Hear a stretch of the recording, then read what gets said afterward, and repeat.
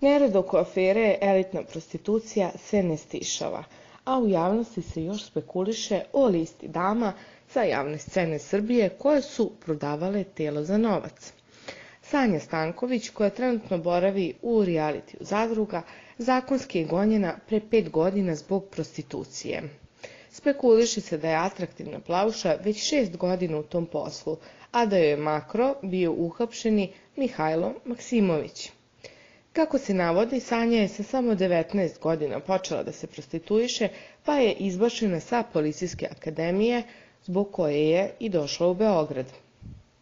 Anđela Veštica, koja je također na pomenutoj listi, u toku svog boravka u Zadruzi otkrila je skandalozne detalje o lepoj plavuši.